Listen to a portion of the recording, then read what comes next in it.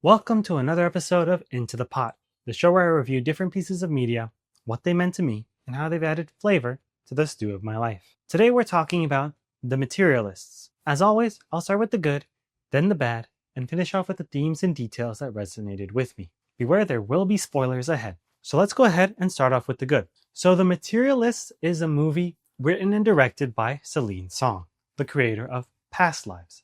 And although I haven't personally watched Past Lives, and only seen a few clips about it, I think The Materialists is a very important follow-up movie, primarily because of the cinematography. For a rom-com, expectations tend to be low, with both the writing and the cinematography. But The Materialists is shot beautifully. It is so well made that I actually love it and look at it as a template of rom-coms in the future. There's so many fun scenes and shots and overall feel that the movie gives you, as well as the soundtrack. The soundtrack of the movie was great, and it provided such a sophisticated feel, I would say, for the movie, that made it really feel like New York. Not just New York, the sort of high end of New York. So it was a really good feel of a movie. Along with that, the writing in the movie, I think, is very well done. I think the movie is actually genuinely funny. Was it trying to be funny? I don't exactly know, because a lot of scenes are just overall serious. But I think rather than being serious, a lot of them ended up being actually really hilarious and really comedic, especially the whole premise of a matchmaker who is setting people up in this sort of 2025 environment of dating, which people have such high expectations and are so focused on material things. Wow, this was a great movie for comedy aspect, and I really appreciated that.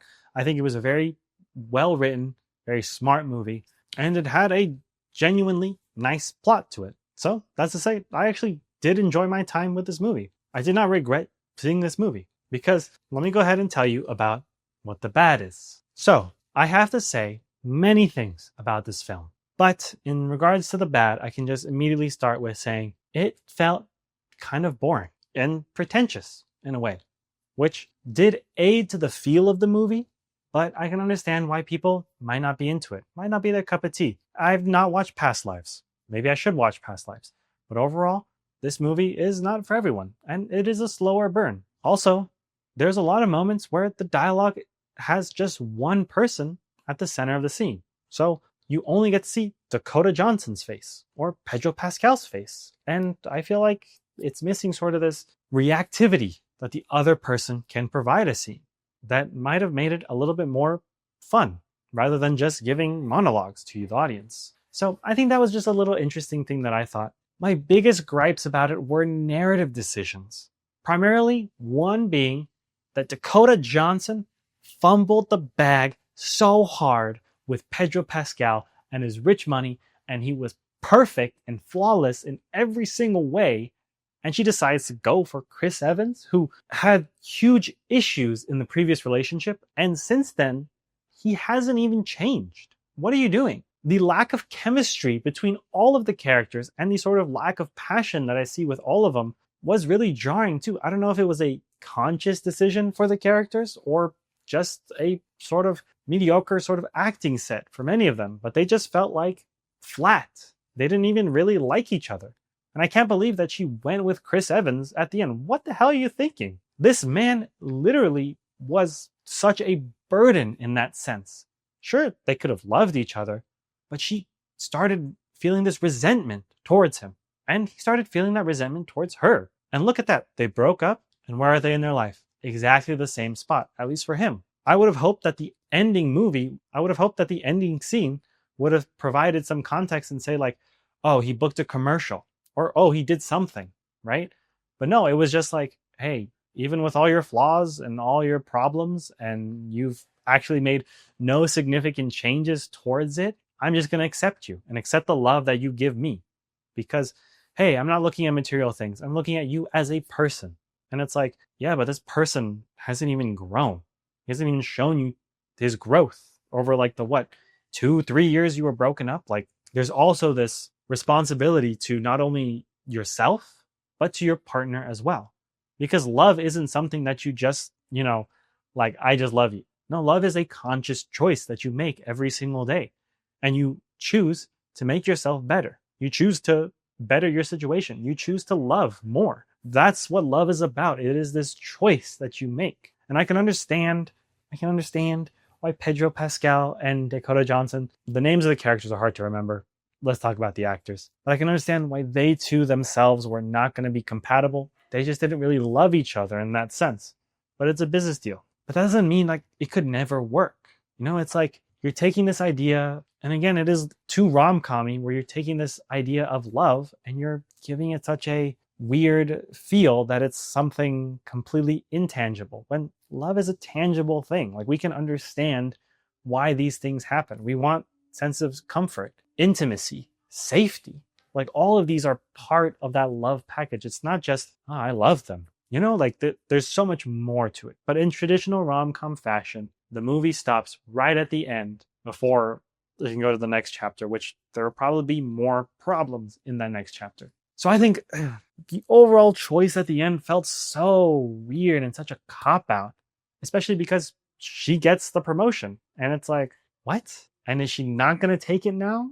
And now is she going to be the provider of the relationship, which is not inherently a problem? But she said no. It's like, where are we going with this? You guys are in New York, the freaking one of the most expensive places in the entire world to live. What are you guys doing? It's frustrating. It's too optimistic in a very pessimistic movie. So that's what I really felt about it.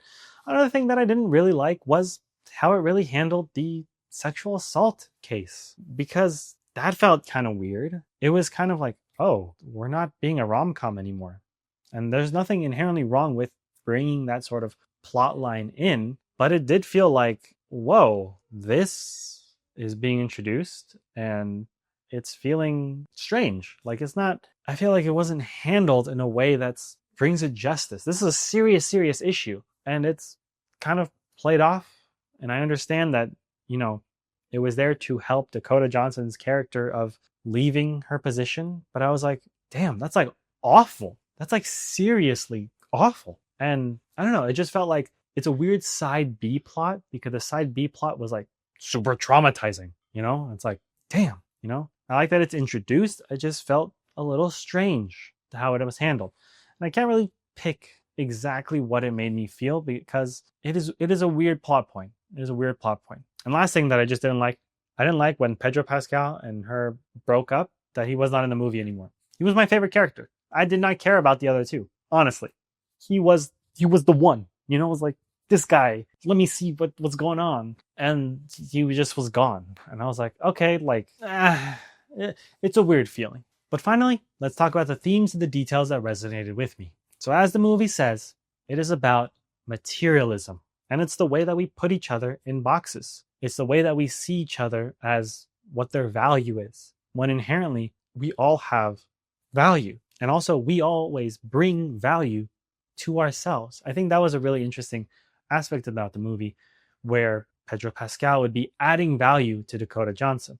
I mean, they say it a lot in the movie, that he makes you feel valuable. When at the end, it's like, you need to feel valuable yourself, because you are already valuable. You don't need to check off these boxes to be valuable. And I love that theme in theory. In practice, I do think that the other aspects of materialism in this capitalistic society are so ingrained that it's hard. It's really, really hard to love someone when you're getting beaten down. It is not easy to live and be happy in a capitalistic world, when especially you are struggling and your partner is also struggling.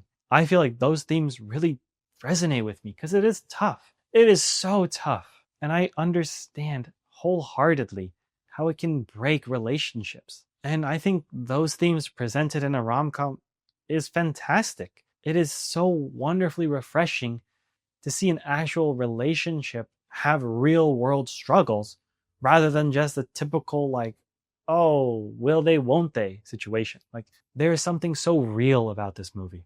And I love the realism aspect to it. And it's written in such a way that there's so many times where I'm like, oh, this part feels so real at this time. And it's so good. It is such a good, refreshing rom-com that even though despite all the bad things, those themes really resonated with me.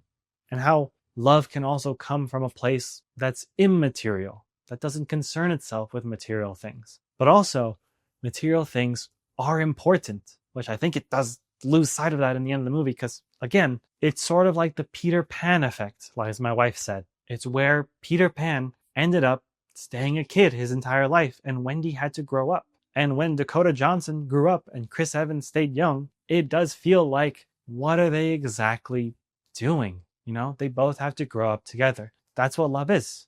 Love is a choice. Love is to work on yourself and to work on your situation together throughout your entire life, but you have to work at it. Not that when you just get back together, then he's like, I'm going to start working on it. What are you doing?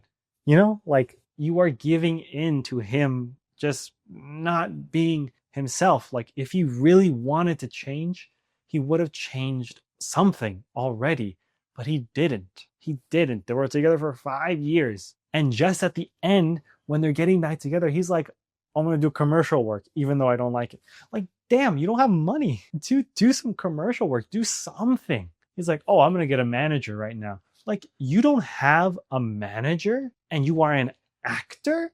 What are you doing? That's the part where it just can't sit well with me. But with all that in mind, I would actually give this movie an 8 out of 10.